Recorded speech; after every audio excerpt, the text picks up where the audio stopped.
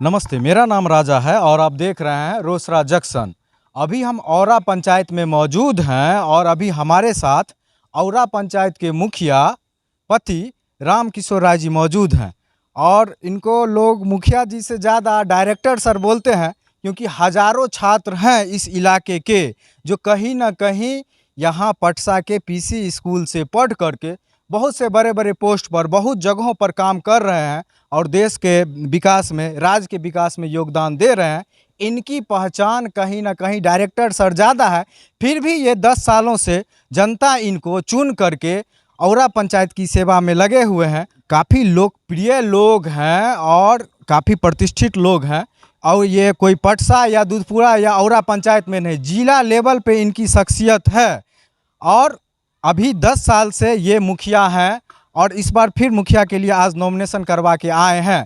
काफ़ी लोगों की भीड़ थोड़ी देर पहले यहाँ पे जुटी हुई थी जो इनके समर्थन में नारा लगा रहे थे, माला पहना रहे थे, बोल रहे थे कि इन्हीं को मुखिया बनाना है। सर, 10 सालों के बाद कहीं ना कहीं मुखिया के प्रति लोगों में उत्सुकता कम होती है, लेकिन आपके साथ ऐसा नहीं था। देख रहे थे कि ज़्यादातर लोग उत्साहित होकर एग्रेसिव होकर बोल रहे थे कि बनेबे तो हिन के। ऐसा क्या जादू किए हुए हैं आप जनता में? कोई जादू नहीं है। पंचायत के विकास के हर मोर्चे पर जो भी सरकार की ओर से आवंटित राशि है उसका सही और सदुपयोग हम करते हैं। लोगों की जो प्रमुख समस्या है परसा में, जैसे मान लीजिए पीसीसी सड़क और मेन सड़क से जल निकासी का प्रबंधन, ये सब बहुत अच्छा हुआ है। अभी आप गांव में घूम जाइएगा तो स्ट्रीट लाइट इतना मौजूद है कि आपको कहीं भी कठिनाई नहीं महसूस होगी। तो एक चीज़ होता है सर कि कहीं ना कहीं मुखिया बनने के बाद जो निचले तबके के लोग होते हैं उससे मुखिया जी कहीं ना कहीं कट जाते हैं। आपके साथ देख रहे हैं उल्टा है, निचले तबके के लोग ज़्यादा जुड़े हुए हैं। ऐसा कैसे रिलेशन मेंटेन करके? वहाँ देखिए गलत अफवाह करके लोग तो एक तो नामे गलती बोलता है इंदिरा आवास, अब प्रधानमंत्री आवास मिलता है। और आप लोग जानते हैं कि प्रधानमंत्री आवास जो है हमारा जो आर्थिक जनगणना हुआ था उसके आधार पर वो लिस्टेड है। कोई कभी 5,000 भी रुपया इंदिरा आवास में लिया तो उसका नाम उसमें से हटा दिया है। बाकी लोगों को मिल रहा है। आप कई मोहल्लों में चले जाइए, लगातार आपको मिलेगा कि प्रधानमंत्री आवास मिल रहा है। और वो कोई मुखिया के समर्थक हैं, कोई नहीं भी हैं, फिर भी सबको मिल रहा है। कहीं से भी भेदभाव इनके पंचायत में नहीं किया गया, चाहे इनके समर्थक थे चाहे विरोधी थे। एक मुखिया के तौर पे सभी पब्लिक को एक नज़रों से देखे और समान कार्य सभी लोगों के लिए हुआ, चाहे वो किसी भी जाति के हो, किसी भी वर्ग के हो, चाहे अमीर हो चाहे गरीब हो, सबके लिए एक बराबर काम। सब सरकार की ओर से जो भी निर्देश आता है उसके अनुकूल हर काम को करते हैं। कहीं भी कोई भेदभाव नहीं करते हैं। तो सर, जैसे पंचवर्षीय आपका रहा, हाँ, तो सड़कों की सर क्या स्थिति है पंचायत? अब इस पंचवर्षीय में तो आप लोगों ने देखा होगा सरकार का निर्देश था जो वार्ड कमेटी को जल नल के लिए पैसा आवंटित करना है, हम लोगों ने किया और सब वार्ड में जल नल चालू भी किया। एक आध वार्ड है जहाँ वो क्षतिग्रस्त होने के कारण अभी नहीं पानी चल रहा है, बाकी 13 वार्ड में समुचित तरीका से पानी चल रहा है। सड़क पर जो सर जल जमाव के लिए तो पहले ही बता दिया कि जल निकासी का अच्छा प्रबंधन हमने किया है। फिर भी छोटा छोटा जो गली है वो छूट रहा है, जो राशि आया वो करीब करीब समाप्त हो चुका है, इसलिए सब काम को पूरा नहीं कर पाए हैं। एक चीज़, पटसा जब आइएगा ना तो एक चीज़ आपको दिखेगा यहाँ पे कि यहाँ पे बहुत ही सुंदर पंचायत सरकार भवन बना हुआ है। ये पूरा इलाका घूम लीजिएगा, यहाँ का पंचायत सरकार भवन देखिएगा, मन खुश हो जाएगा। बहुत जगहों पे पंचायत सरकार भवन नहीं बन पाया, कहीं ना कहीं मुखिया जी लोग का उद्देश्य रहता है कि जनता जो अपने दरवाजे से चलाए और जनता जो है सो ज़्यादा उससे नहीं जुड़ सके। लेकिन पटसा में बहुत ही सुंदर पंचायत सरकार भवन बना हुआ है, इसके लिए सर क्या प्रयास किया? देखिए, हम पहले से जानते थे कि आने वाले समय में पंचायत सरकार भवन से जितना भी काम प्रखंड कार्यालय से होता है वो सब यहाँ से संपादित होगा। तो इसके लिए पंचायत सरकार भवन होना चाहिए। और 4 क्लस्टर बनाया गया था हसनपुर प्रखंड में, जिसमें हम भी प्रयासरत थे और हम ये चाहते थे कि लोग ज़मीन नहीं उपलब्ध करा रहे थे, तरह तरह की कठिनाई हो रही थी और पहले राउंड में हमने पहले दिन ज़मीन उपलब्ध करा दिया। इसीलिए यहाँ पटसा को, औरा पंचायत को एक क्लस्टर बनाया गया और इसी कारण से सबसे पहले हसनपुर ब्लॉक में पटसा में ही औरा पंचायत के लिए पंचायत सरकार भवन बना। जहाँ पे लोगों को सभी सुविधाएं मुहैया कराई गई। नहीं, सभी सरकार सब कुछ का आईडी नहीं दिया है।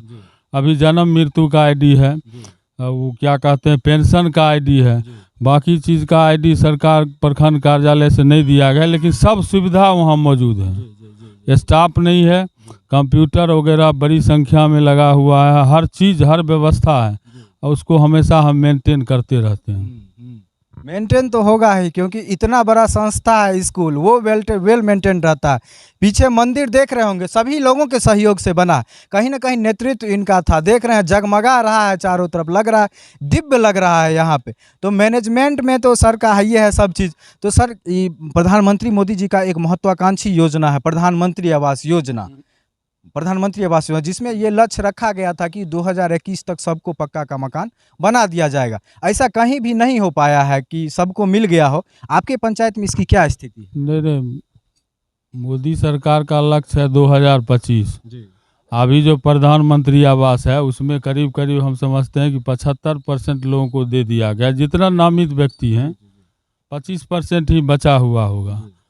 ऐसे हमको जैसा मालूम है कि 3 साल पहले 19 ईस्वी में एक सर्वे होना था, जनगणना भी होना था कि अब कितने लोगों का छत का मकान नहीं है। ऐसे लोगों की एक सूची बनाई जाए।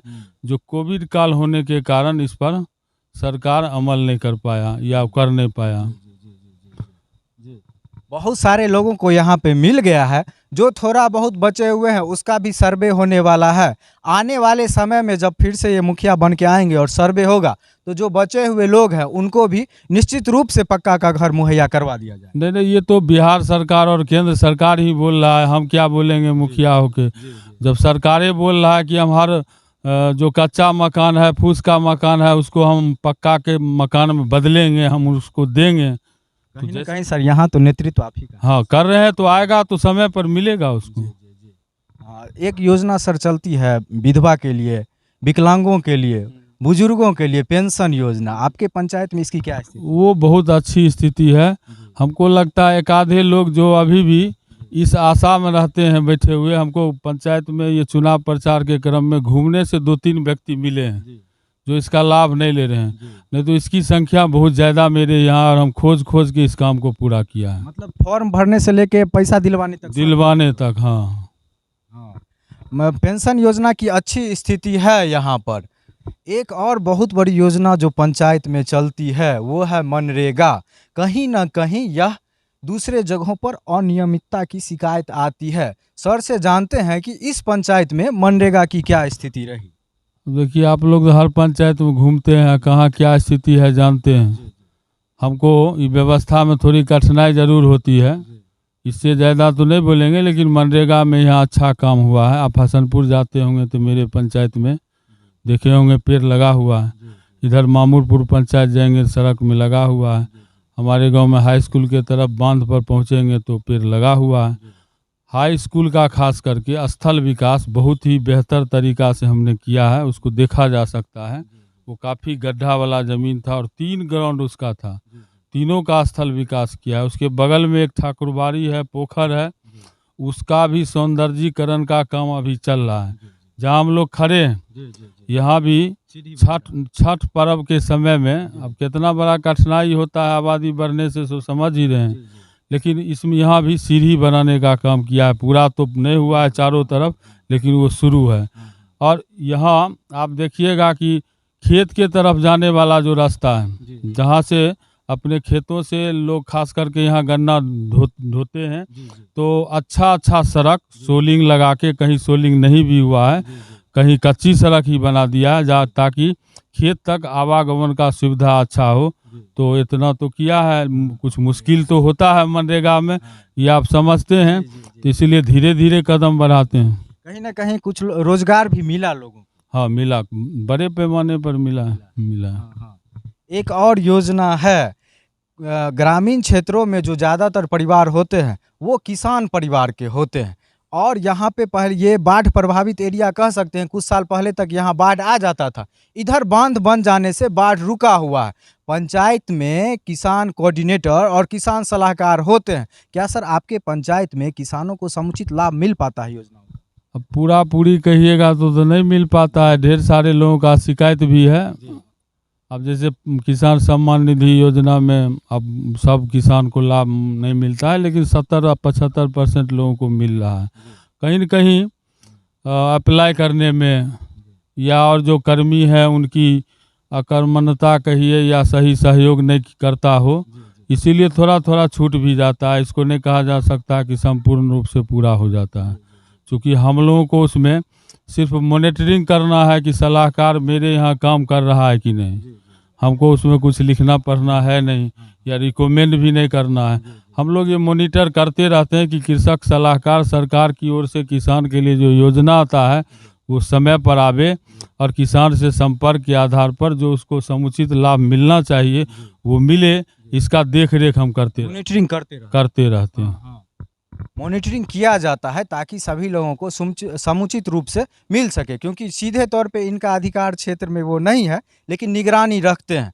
दूसरा एक सबसे बड़ी चीज़ जो है वो है जन वितरण प्रणाली और राशन कार्ड। पहले जो है सो ब्लू कार्ड, ये लाल कार्ड, पीला कार्ड चलता था, अंत्योदय वाला, बीपीएल वाला। बाद में उसको बदल करके खाद्य सुरक्षा कर दिया गया, जिसमें बहुत सारे लोगों को राशन कार्ड मुहैया करवाया गया। कुछ लोग छूट गए थे। आपके पंचायत में सर सब लोगों के पास राशन कार्ड है? नहीं, कुछ तो अभी भी छूटा हुआ है, जिसके पास राशन कार्ड होना चाहिए अभी भी नहीं है। लेकिन हम ऐसे लोगों के लिए प्रयासरत हैं, उनको उत्साहित करते हैं, जागरूक करते हैं कि आप अपने राशन कार्ड बनवाने के लिए आरटीपीएस काउंटर पहुंचकर जो आवश्यक कागजात है वो आप वहां लगावें, और उसकी हम निगरानी करते रहते हैं रोसड़ा तक कि इसमें से ज़्यादा हमारे पंचायत में ये स्वीकृत हो और लोगों को धीरे धीरे लाभ मिलता रहे। कभी कभी बाधा होता है कि बंद हो जाता है काउंटर कर्मियों के कारण, या ये होता है कि व्यस्तता के कारण कभी कभी इसको रोक दिया जाता है, तो विलम्ब तो हो रहा है इसमें। हाँ, विलम्ब हो रहा है, लेकिन सर प्रयासरत रहते हैं कि सभी लोगों को समुचित रूप से ये योजना मिले, और अनुमंडल तक निगरानी करते हैं कि ज़्यादा से ज़्यादा लोगों का राशन कार्ड यहाँ बनकर आए। एक और चीज़ है जो काफ़ी ज़ोर शोर से बिहार सरकार और भारत सरकार के द्वारा सम्मिलित रूप से चलाया गया, वह है शौचालय योजना। हालांकि इसमें पहले बनाना होता है लाभुक को, तब इसमें 12,000 रुपये की राशि दी जाती है। सर से जानते हैं कि इनके पंचायत में शौचालय की क्या स्थिति है, क्या अभी भी लोग हैं जो सड़क किनारे लैट्रिन करते हैं? नहीं, अब इक्का दुक्का मिलेगा। इस पर हम लोग काफ़ी मॉनिटरिंग किया है पिछले दिनों, और 100% तो नहीं कहा जा सकता है, लेकिन 90-95% लोगों के पास शौचालय उपलब्ध है। अब वो आदत जो था लोटा लेके चलने का, कुछ लोग आदत बस भी चले जाते हैं, लेकिन अब ये सब मतलब बहुत नगण्य बच गया है। थोड़ा और जागरूक करने की आवश्यकता है। तो अभी जैसे सर बता रहे हैं सभी योजनाओं के बारे में, अब चुनाव सर नज़दीक आ गया है, नॉमिनेशन भी आज करा ही लिए। अभी लोग सब 10 साल से कहीं ना कहीं आप प्रतिनिधित्व कर रहे हैं, इसके बाद भी कहीं ना कहीं लोगों का आशीर्वाद आपसे बना हुआ है। मतलब इस चुनाव में आप क्या चुनौती देखते हैं विरोधियों से? हम समझते हैं कि मेरे पास कोई चुनौती है नहीं।